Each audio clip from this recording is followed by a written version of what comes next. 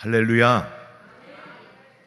성가대의 귀한 찬양에 소망을 얻고 하나님께 영광을 올려드립니다. 우리 박수로 하나님께 영광 올려드립니다.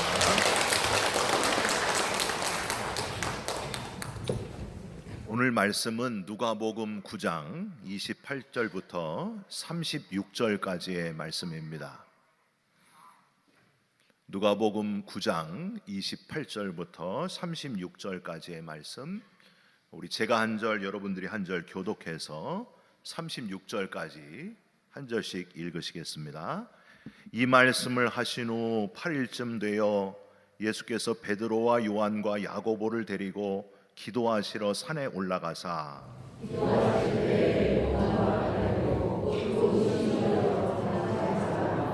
문득 두 사람이 예수와 함께 말하니 이는 모세와 엘리야라.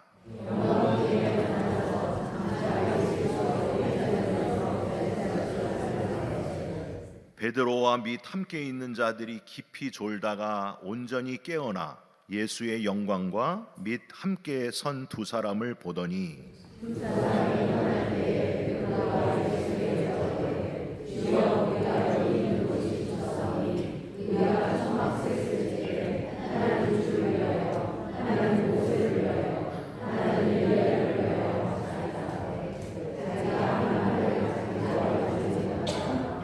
이 말할 즈음에 구름이 와서 그들을 덮는지라. 구름 속으로 들어갈 때에 그들이 무서워하더니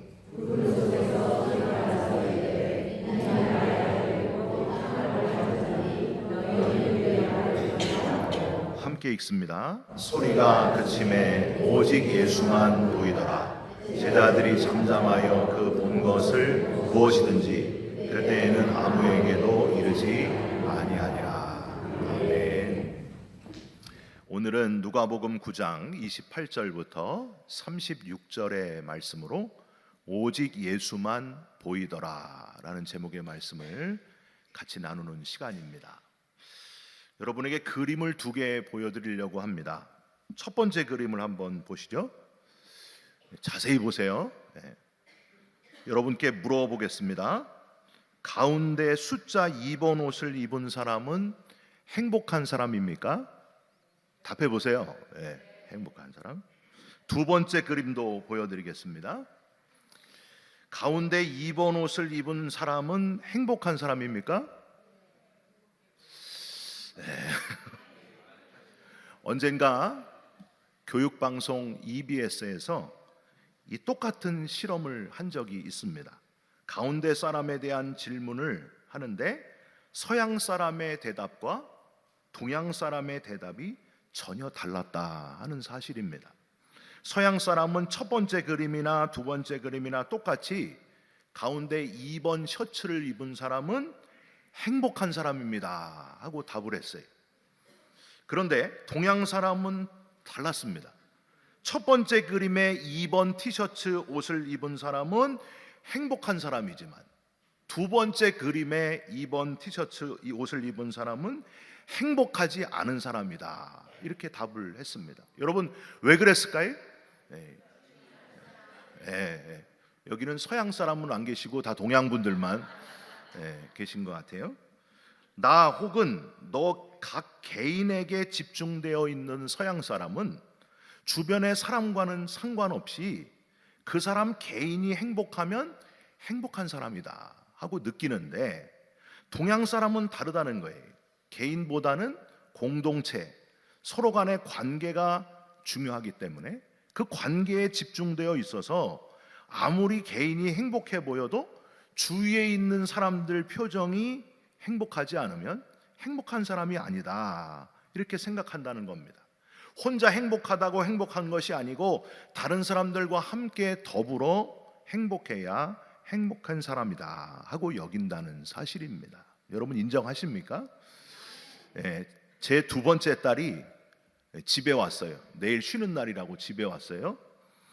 이 그림을 보여주면서 제가 물어봤습니다. 야, 2번 셔츠를 입은 사람은 행복한 사람이냐? 그랬더니 첫 번째 그림이나 두 번째 그림 똑같이 둘 다 아빠 행복한 사람이야 얘기를 하더라고요. 그래서 깨달았습니다. 저와 집사람은 동양 사람이고 우리 딸은 서양 사람이구나 하는 것을 깨닫게 됐습니다. 여러분, 저와 여러분의 관점이 개인도 아니고 관계도 아니고 저와 여러분의 첫 번째 관점, 첫 번째 기준이 예수님이라면, 우리가 뭘 볼 때마다 첫 번째 기준이 오직 예수라고 한다면 주님께서 얼마나 기뻐하시겠습니까? 여러분, 꼭 그렇게 되시기를 주님의 이름으로 부탁드립니다. 개인보다 또 공동체보다 제일 먼저 예수님을 바라보시기를 주님의 이름으로 축원드립니다. 그러면 세상이 달라 보일 겁니다. 예수님이라면 어떻게 하셨을까? 예수님이라면 뭘 좋아하실까? 거기에 집중하라고 하는 거예요. 어느 신앙이 독실한 화가가 예수님을 전하기 위해서 도자기 그릇에 정성껏 최후의 만찬 그림을 그려 넣었습니다. 도자기도 잘 만들었지만 도자기 안에 그려진 최후의 만찬 그림은 너무 정교하고 아름다웠습니다.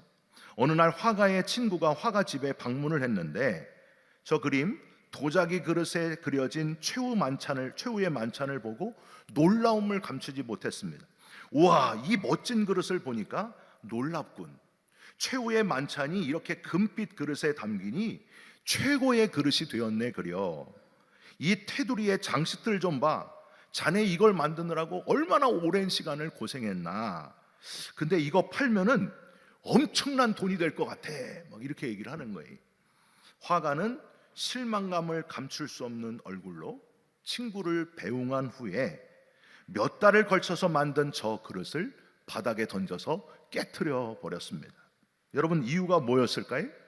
주인공이신 예수님이 드러나야 되는데 예수님보다 테두리나 아름다운 장식이 드러난 것에 화가 났기 때문입니다.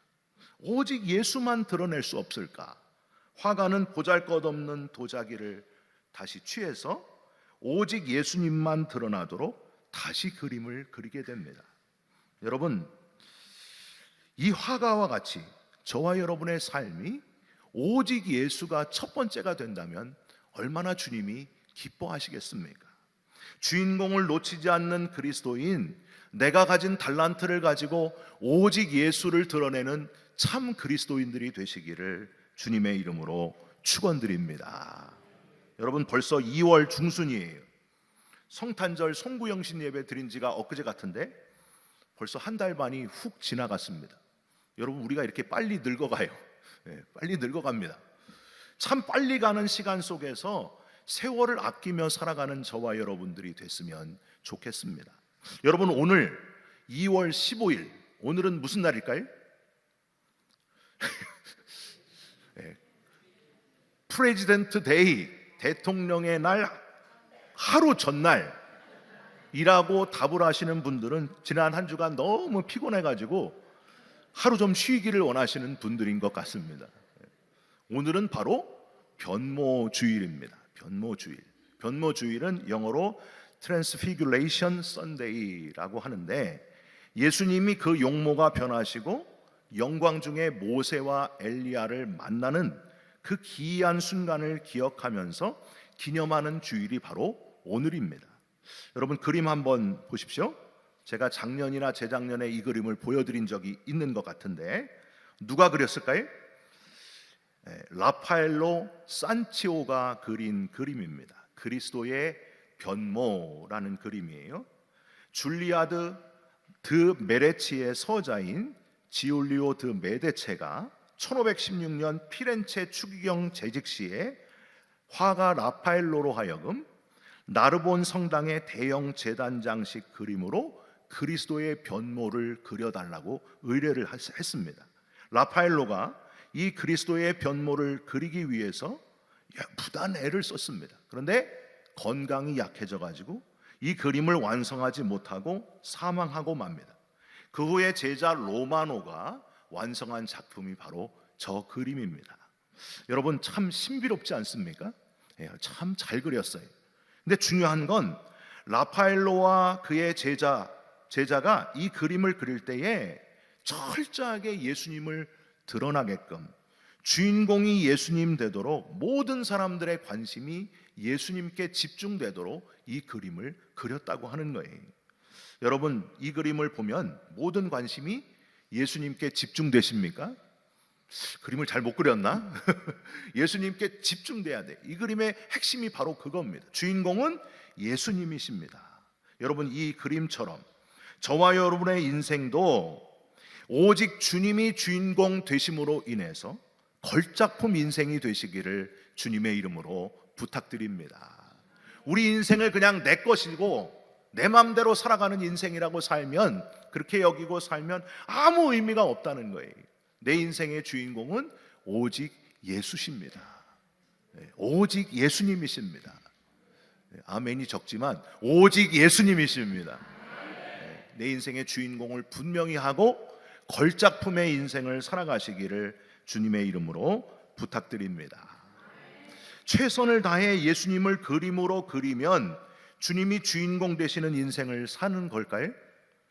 과연 어떻게 해야 내 삶이 주님이 주인공 되시는 인생이 될 수 있는가? 첫 번째는요, 주인공 되시는 예수님의 관심이 어디 있는지를 깨닫고, 예수님이 도대체 사시면서 어디에 관심을 가지셨는가, 그걸 깨닫고 저와 여러분의 관심이 주님과 같은 곳에 있으시기를 주님의 이름으로 부탁드립니다.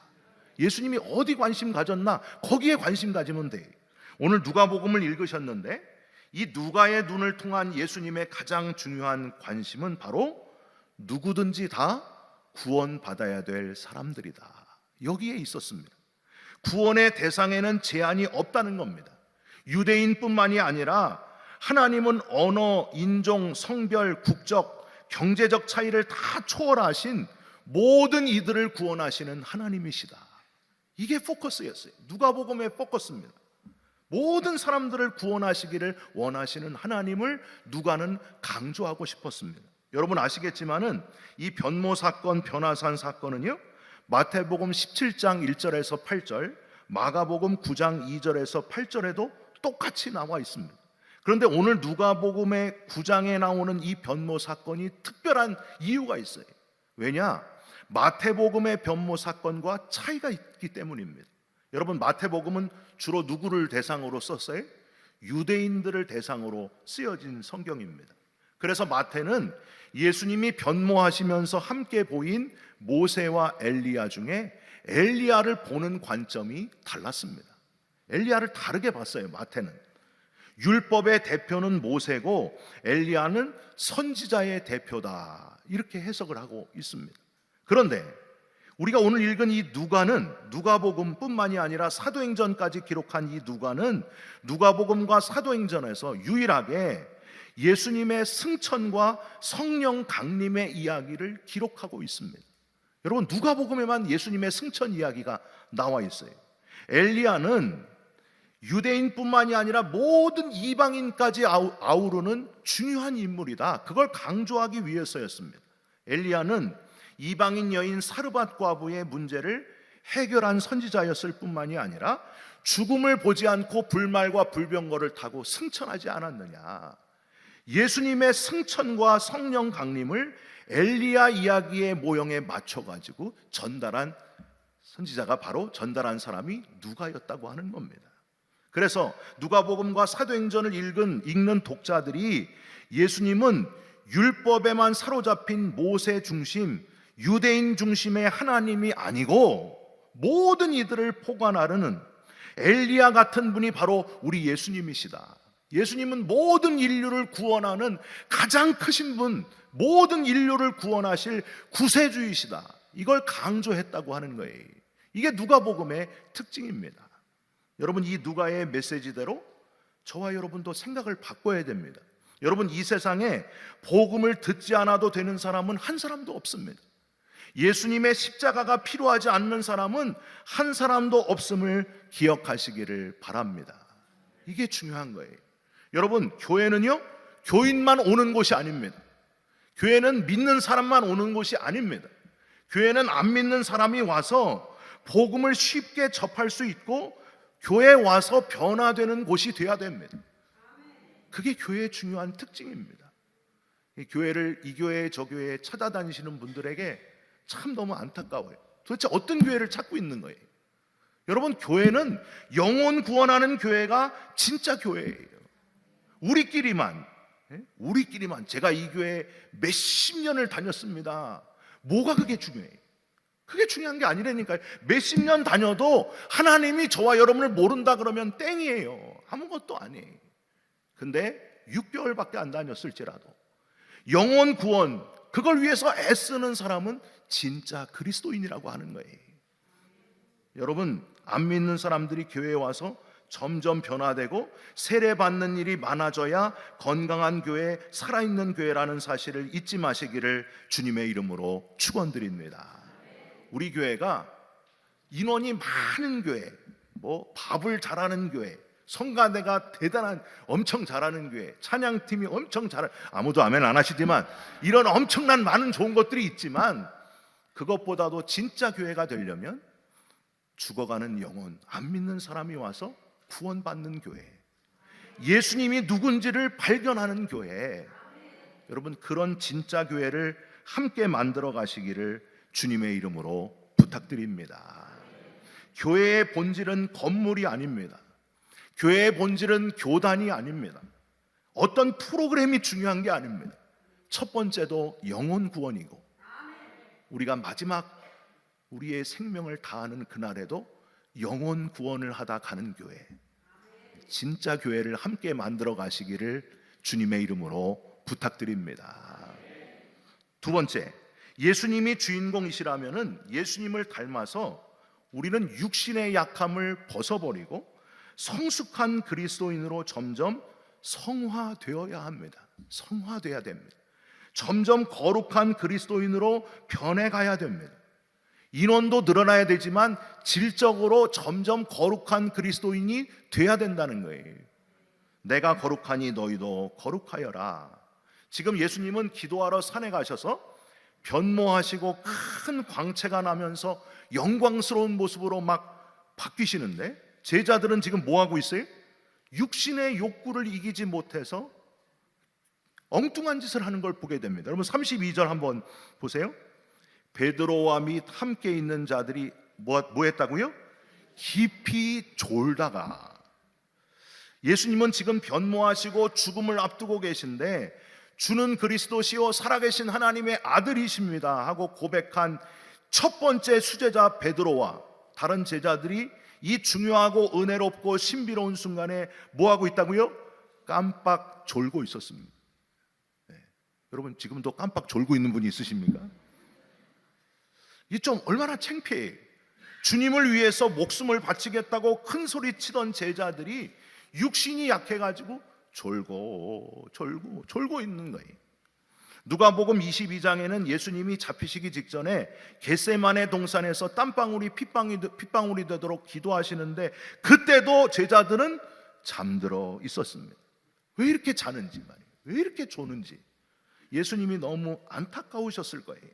또 조는 것 말고 이들은 너무 연약해가지고 당장 눈앞에 일어나는 놀라운 기적 자체에만 관심을 보이는 자들이었습니다. 여러분 32절 다시 중간에 보세요. 깊이 졸다가 온전히 깨어나 예수의 영광과 및 함께 선 두 사람을 보더니, 여기서 온전히 깨어나 요 표현은요, 이 원래 발음이 디아그레 고레 산테스라는 단어를 씁니다. 온전히 깨어나. 근데 이 단어는요, 내가 이렇게 졸면 안 되지, 내가 이렇게 무뎌 있으면 되나, 정신 바짝 차리고 할렐루야 그러고서 확 깨어난 은혜로운 깨어남, 그 표현이 아니에요. 이 표현은 엄청난 광경을 보고 갑자기 깜짝 놀라서 확 깨어났다, 그럴 때 쓰는 표현이에요. 그러니까 지금 눈앞에 예수님이 변모하시고 모세와 엘리야가 나타나고 엄청난 은혜로운 지금 장면이 펼쳐지는데 졸다가 어이 뭐야 이게, 그러고서 깜짝 깨어났다는 거예요. 그 표현을 하고 있어요. 여러분 이게 참 안타까운 모습입니다. 그냥 눈에 보이는 거에만 놀라가지고 거기에 반응하는 제자들의 모습을 우리는 여기서 발견할 수 있습니다. 여러분 도마가 예수님이 돌아가시기 전에 뭐라 그랬어요? 내가 살아날 것이고 사흘 만에 살아나리라 그랬더니 도마가 내가 주님의 손을 만져보기 전에는, 내가 주님의 창자국을 만져보기 전에는 도무지 믿을 수 없다. 여러분, 이게 인간이라는 거예요. 연약하고 의심 많고 눈에 뭐가 보여주어야만, 눈에 막 휘황찬란한 것이 나타나야만 믿으려고 하는, 그제서야 믿으려고 하는 우리의 연약한 인간의 모습을 우리는 또한 여기서 발견할 수 있습니다.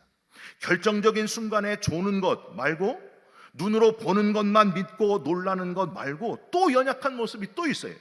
이렇게 놀라운 기이한 현상을 본 베드로가 33절에 뭐라고 제안합니까?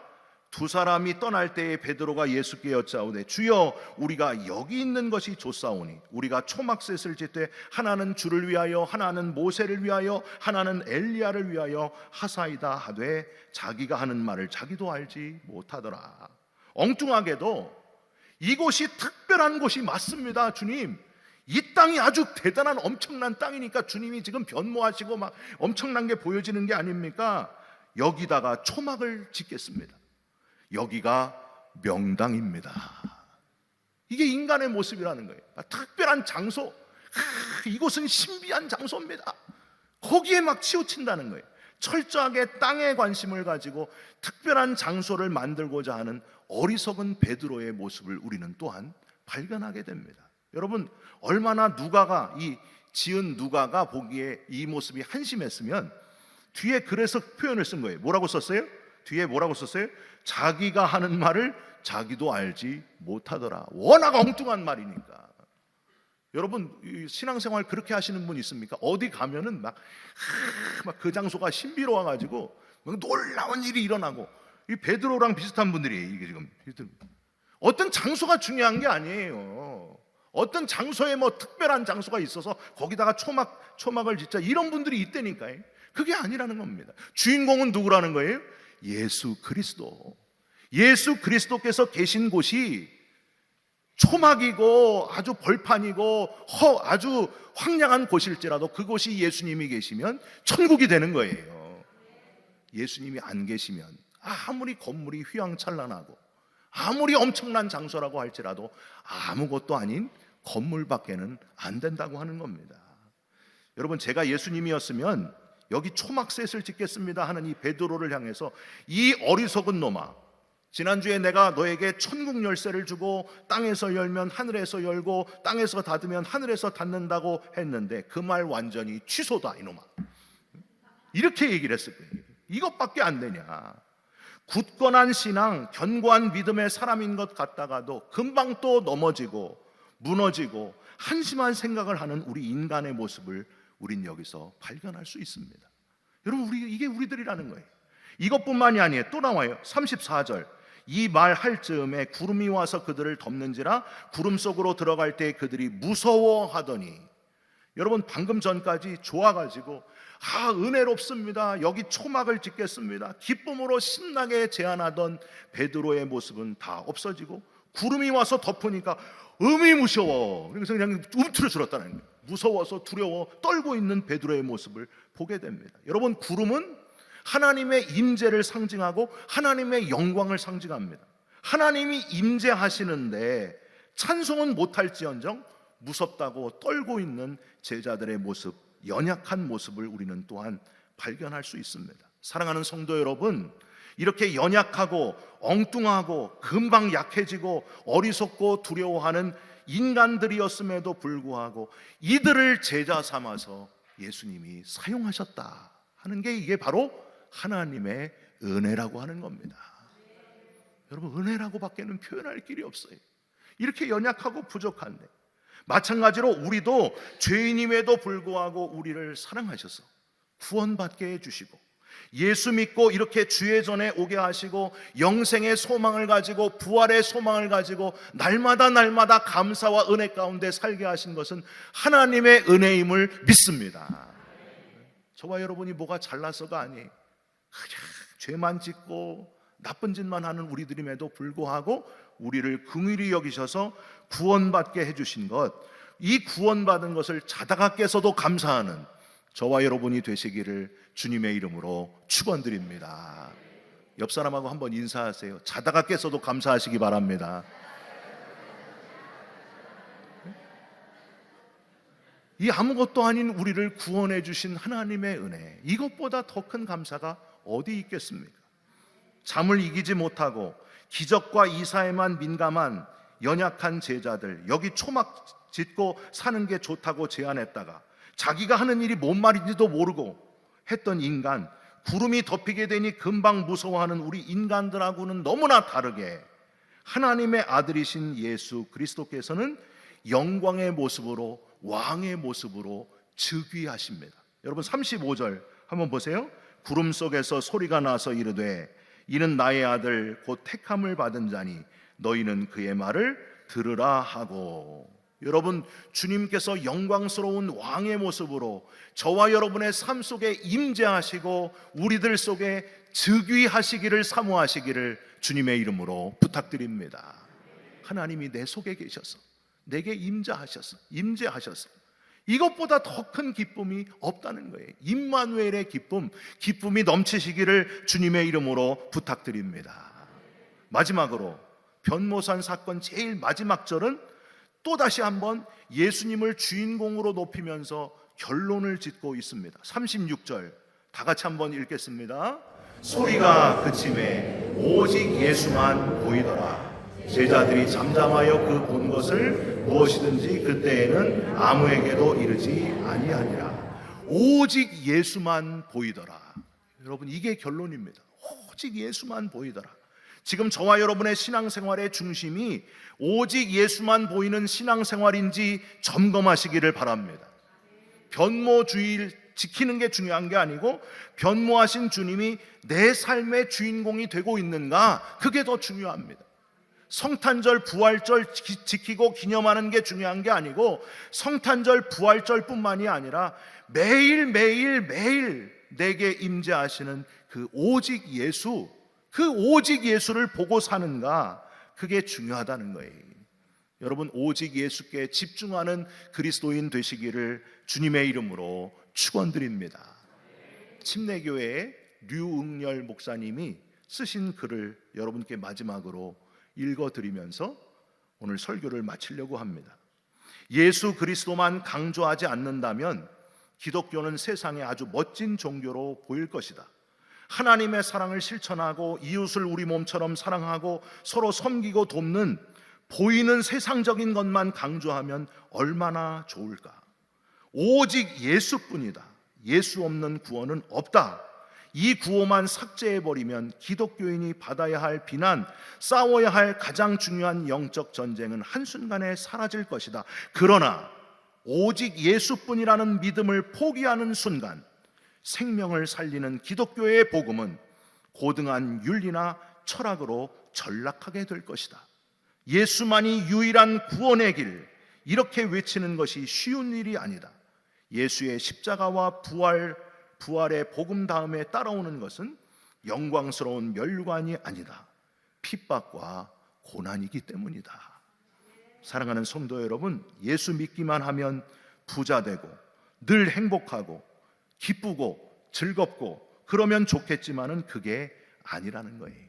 핍박과 고난이 오는 것이 오히려 당연한 것이라는 것. 여러분, 핍박과 고난이 올지라도 오직 예수께 집중하시면서 잘 이겨내시고 성숙한 그리스도인 되시기를 주님의 이름으로 축원드립니다. 우리 함께 찬송했으면 좋겠습니다. 주 예수보다 더 귀한 것은 없습니다. 오직 예수님밖에 없습니다. 나를 구원하신 예수님께 감사하면서 오직 예수 찬양드립니다. 주 예수보다 더 귀한 것은 없네. 이 세상 부귀와 받을 수 없네. 영주는 대신 돌아가신 그 놀라운 사랑, 이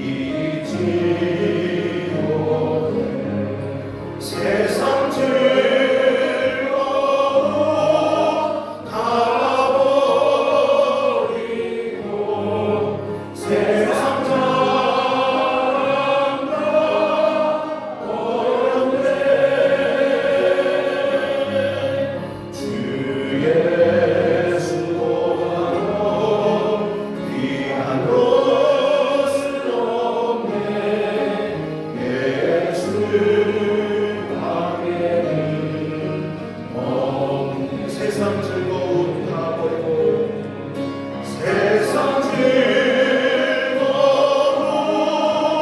다 버리고 세상 사랑과 오연해 주의 수고하여 귀한 것은 없네 예수 함께는 없네. 하나님, 오직 예수만 보이는 교회가 되기를 원합니다. 오직 예수만 보이는 성도가 되기를 원합니다. 가는 곳마다 주님의 관심이 바로 나의 관심이 되게 하시고 점점 더 성숙한 그리스도인으로, 거룩한 그리스도인으로 성화되게 하여 주시옵소서. 핍박과 고난이 올지라도 오직 예수만 보이게 하는 참 그리스도인 되게 하여 주시옵소서. 예수님의 이름으로 감사하며 기도 올리옵나이다. 아멘.